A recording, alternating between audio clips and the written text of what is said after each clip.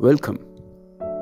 Let us take you on a journey to show you how the ages-old craft of Dokra is practiced in the state of Jharkhand and how we at Sakhua Creations are planning to make a difference.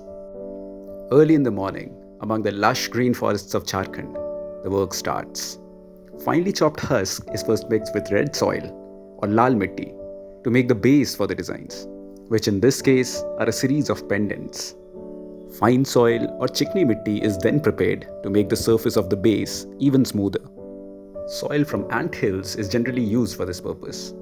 Once the base or sacha is ready, comes in the wax. This wax will now be manipulated in different forms to create all the complex designs. Finer details in design, however, will require the use of a few different components like the sap from a particular tree called dhuman, which is mixed with mustard oil and heated to make it ductile. Thin strands like the one that you see here are then made out of that mixture. These strands will now be very carefully used on top of the base that was earlier made to create the different designs of the pendants. And trust me, it's a really fun process to watch. These strands are often used in doubles, twisted, or made into spirals to create the different elements. All of these different elements are then used together to create a single piece.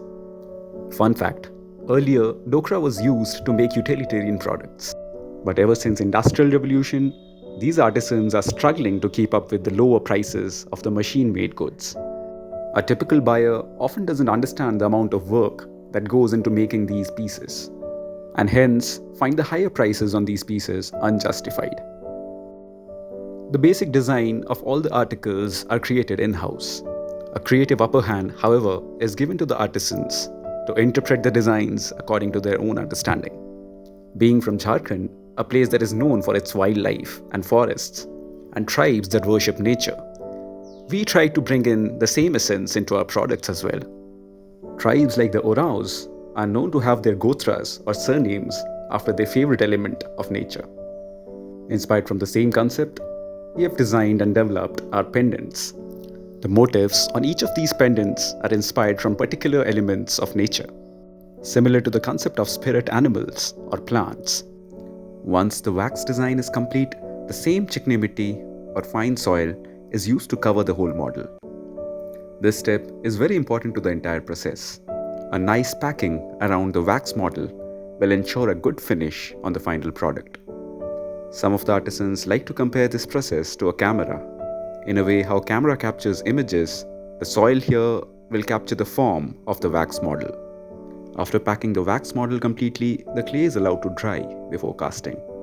After the clay dries and brass is packed together with the model, it's time for casting. The pieces are then suspended in a furnace or bhatti. In about a few hours, when the wax has melted away and the brass has melted, it is time for the models to be taken out of the furnace. Huge metal pincers are then used to carefully take the models out of the furnace. The extremely high temperature of the furnace makes it really difficult for the artisans to work around it. Now that the wax has molten out, it leaves a hollow inside the clay. This is exactly the reason why conventionally this process is also known as lost wax casting. The part on the bottom having the molten metal and the part on the top having the hollow shape of the design will now be inverted upside down. This allows the molten metal to flow into the hollow and take the shape of the design. After the models cool down a little, it's time to break them open. They're broken really carefully, making sure the products inside are not damaged. The entire process is extremely skill intensive and takes a duration of about 4 to 7 days depending on the weather. Despite a lot of efforts in their favor, these artisans often live with very less income. There are multiple reasons for this, a few being lack of fresh designs, involvement of multiple middlemen which leaves the artisans with a smaller share, and the artisans failing to reach out to potential buyers. Sakhua Creations came up as a way to bridge these gaps. Our idea is simple. We develop trendy, functional, and fresh designs that materialize stories from our state of Jharkhand. We then work hand in hand with the artisans to produce these designs and make sure they get a fair share for their work. And finally, we remove all middlemen and make these products available for everyone at a reasonable price, so that everyone gets to own a piece of this precious craft without spending a fortune. The molds are almost broken and you can already see the pendants. Like a baby develops in its mother's womb, these articles as well develop inside the clay.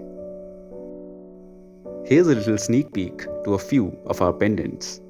These and a lot more products will be available really soon for all of you. So stay tuned and follow us for more updates.